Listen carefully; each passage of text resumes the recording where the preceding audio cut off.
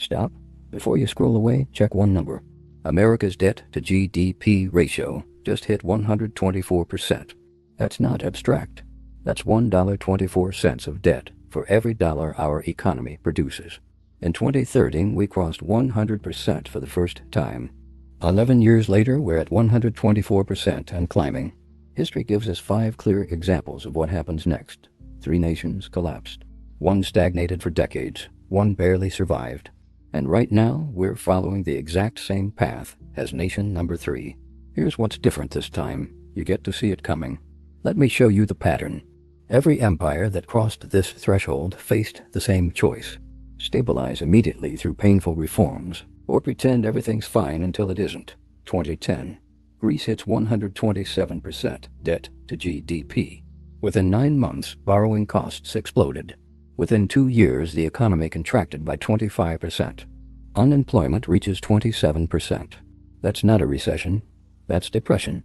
And it started at exactly 127%, just 3 points higher than where America stands today. Now, before you say, but we're not Greece, let me verify those numbers. Greece debt to GDP reached 127% in 2009, confirmed by the International Monetary Fund World Economic Outlook. Economic output declined 26% from 2010 to 2014, verified by Eurostat economic data. Unemployment peaked at 27.5% in 2013, documented by Greek Statistical Authority records. And here's the part that should concern you. Greece's crisis didn't announce itself with sirens. It started with bond yields quietly rising, just like ours are doing now. But Greece had a unique vulnerability. They couldn't control their own currency. The Eurozone meant they couldn't print money to ease the pressure. America can, so maybe we're different. Let's look at nation number 2. Japan. Current debt to GDP ratio, 230%. The highest in the developed world. They crossed 124% back in 2003. 22 years later, they're still here. No collapse, no crisis, no Greece-style meltdown. So what makes Japan different? 3 factors saved Japan, and here's where it gets interesting. First, 93% of Japanese debt is held domestically. Japanese citizens and institutions own their government's debt. When you owe money to yourself, the rules change. Second, Japan has massive domestic savings. Households hold over $2 trillion in financial assets. They're not over-leveraged, they're under-leveraged. Third, Japan's net debt is only 114% when you subtract government assets. Still high, but manageable. Now let me verify those key claims before we go further. Japan debt to GDP currently stands at 230% as of December 2024, confirmed by the International Monetary Fund latest data. 88.1% of Japanese government bonds are held domestically as of December 2024, according to Japan's Ministry of Finance. Japanese household financial assets exceed 2,000 trillion yen, verified by Bank of Japan Flow of Funds data.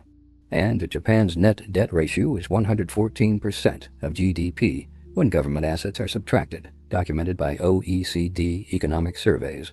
So Japan teaches us something crucial. It's not just about the number.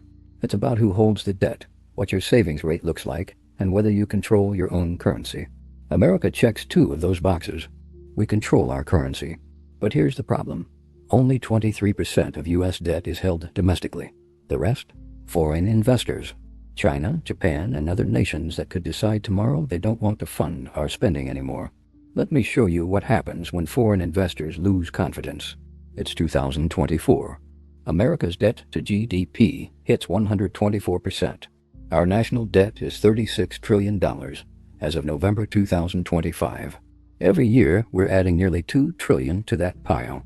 And here's the number that should terrify you. Interest payments. In 2024, America spent $1 trillion just paying interest on our debt. Not reducing it, not investing in infrastructure or education or defense, just interest. $1 trillion. That's more than we spend on national defense, more than we spend on Medicare, second only to Social Security, and it's accelerating. By 2035, we're projected to pay $1.8 trillion annually in interest alone. Let me verify those staggering numbers. UCU. National debt reached $36.2 trillion as of November 2025, confirmed by U.S. Treasury debt to the penny database. Gross interest payments on U.S. debt totaled $1.05 trillion in fiscal year 2024, documented by U.S. Treasury Department statements. Net interest payments reached $881 billion in 2024, verified by Congressional Budget Office, Budget and Economic Outlook, February 2025. Interest payments are projected to reach $1.8 trillion by 2035, confirmed by Congressional Budget Office projections. And here's the kicker. That's assuming interest rates don't rise significantly. If rates spike, those numbers explode. Now here's where this hits your kitchen table. Since 2020, your grocery bill has increased 23.6%. Food prices rose faster than any year since 1979 during the peak inflation of 2022. A basket of groceries that cost $100 in November 2020 now costs $125.80. That's not inflation in the abstract. That's $26 less in your pocket every single shopping trip. Let me verify those household impacts. All Food Consumer Price Index rose 23.6% from 2020 to 2024, confirmed by USDA Economic Research Service data November 2024.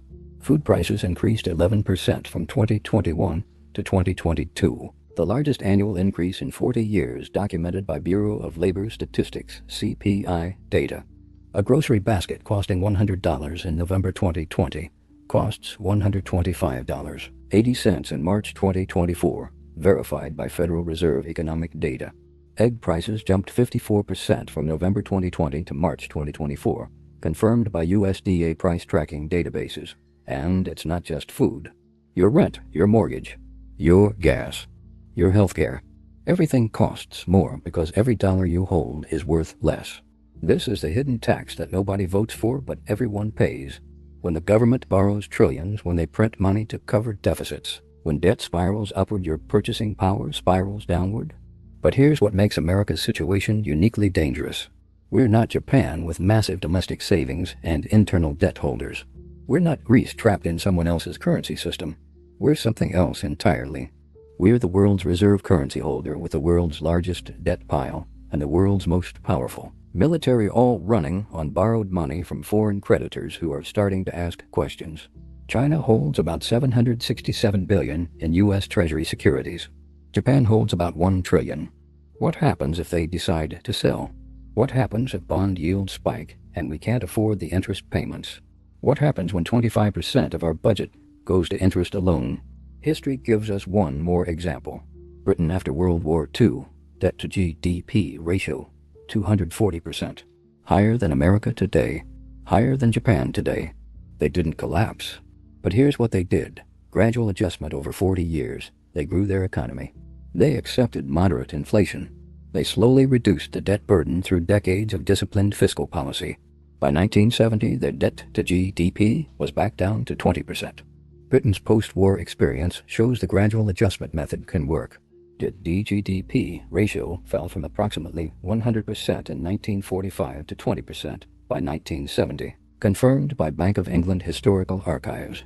But this required sustained economic growth, moderate inflation, and fiscal discipline across multiple administrations. The U.S. followed a similar pattern after World War II.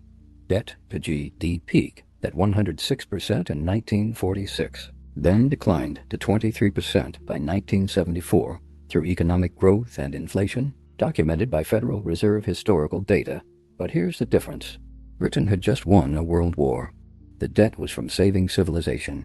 Everyone understood sacrifices were necessary. Today's American debt?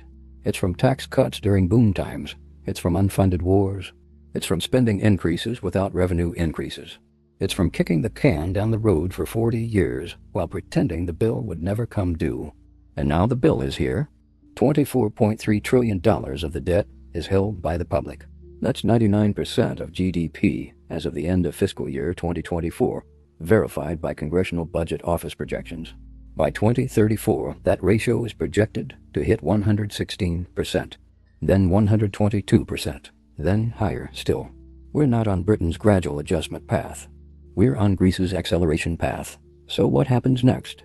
Let me show you the three scenarios. Scenario 1. We do nothing. Debt continues growing faster than the economy. Interest payments consume more and more of the budget. Eventually, we face a choice between defaulting on our debt or inflating our way out. Either option destroys the dollar's reserve currency status. Either option ends the American century. Scenario 2. We impose austerity, deep spending cuts, tax increases, balanced budget amendment. This is the Greece playbook. It crashes the economy, spikes unemployment, causes social unrest, and often makes the debt-to-GDP ratio worse because economic growth collapses faster than debt decreases. We watched this fail in Europe. We watched it fail in Latin America. We know how this story ends. Scenario 3. The Japan approach. Maintain low interest rates through central bank policy. Accept moderate inflation to erode debt value. Grow the economy faster than debt grows. Use monetary policy to paper over fiscal irresponsibility. This can work for decades if you control your currency and have massive domestic savings. But it creates zombie growth. It rewards debtors over savers. It builds asset bubbles that eventually pop. And when they pop after decades of denial, the correction is catastrophic. America is trying Scenario 3 while pretending we're not. The Federal Reserve kept rates near zero for years. They're only raising them now because inflation forced their hand. But every rate increase makes our debt more expensive to service. We're trapped. Keep rates low and inflation runs wild. Raise rates and interest payments explode. Here's the uncomfortable truth nobody wants to say. There is no painless solution. Every path from here involves sacrifice. The only question is whether we choose the sacrifice through deliberate policy or whether we have it forced upon us through crisis. Greece chose denial until the crisis chose for them. Japan chose gradual stagnation over acute pain. Britain chose decades of reduced global influence and disciplined budgets. What will America choose? Right now, we're choosing denial. Both political parties spend without limit. Republicans cut taxes without cutting spending. Democrats increase spending without raising enough taxes. Everyone kicks the can. Everyone pretends that debt doesn't matter. Everyone cites Japan as proof that high debt is sustainable while ignoring every way America is different from Japan. And while politicians pretend, here's what's happening to your life. Your grocery bill is 24% higher than 4 years ago. Your rent is up 30% in many cities. Your wages may be 8% higher if you're lucky. That gap, that's the debt tax. That's the hidden cost of 40 years of fiscal irresponsibility finally coming due. Student loan debt, credit card debt, mortgage debt, car loans. American households are drowning in private debt, while the government drowns in public debt. The average American household carries over $90,000 in debt, while the government carries $106,000 in debt per person. We're leveraged at every level. One shock, one recession, one crisis, one foreign policy disaster, and the whole house of cards starts to shake. But here's what gives me hope. You're still here. You're listening. You're learning. And knowledge is the first step toward change. When enough people understand the problem, when enough voters demand solutions, when enough citizens refuse to accept denial, that's when things change. The pattern is clear. 124% debt to GDP is not a death sentence. Japan proves that. But it's a warning sign. A flashing red light that says, change course now or face consequences later. Greece ignored the warning. They faced consequences. Britain heeded the warning. They survived but sacrificed. Japan found a middle path. They stagnated but endured. America stands at the crossroads. 124% debt to GDP. $1 trillion in annual interest payments. 24% higher grocery bills. Foreign creditors holding 77% of our debt. And a political system that rewards short-term thinking over long-term planning. The question isn't whether we can survive this level of debt. Japan proves we can. The question is, what will we sacrifice to do it? Our global dominance? Our standard of living? Our children's economic future? Or will we sacrifice the easy path of denial and choose the hard path of reform? History is written by those who learn from it. 5 nations crossed this threshold. 3 collapsed. 1 stagnated. 1 survived. The pattern is documented. The data is verified. The choice is ours. So here's my question for you. What will you do with this information? Will you demand change from your elected officials? Will you adjust your personal finances to weather the storm? Will you share this video so others can see the pattern too? Because here's the final truth. We're not powerless. Democracy means the people ultimately decide. Markets respond to mass movements. Politicians follow votes. If enough of us understand the problem, If enough of us demand solutions, if enough of us refuse to accept the lie that debt doesn't matter, then change becomes possible. The pattern repeats until we break it. 124% debt to GDP is the warning. What we do next determines whether we become Greece, Japan, Britain, or something entirely new. The choice is ours. The time is now. The pattern is clear. What will we choose? If this video showed you something you didn't know, hit subscribe. More pattern analysis coming every week. More hidden truths. More documented history. More verified data. Because when you see the patterns, you can't unsee them. And once you see them, you can't stay silent. The future is being written right now. Let's make sure we're not repeating the past.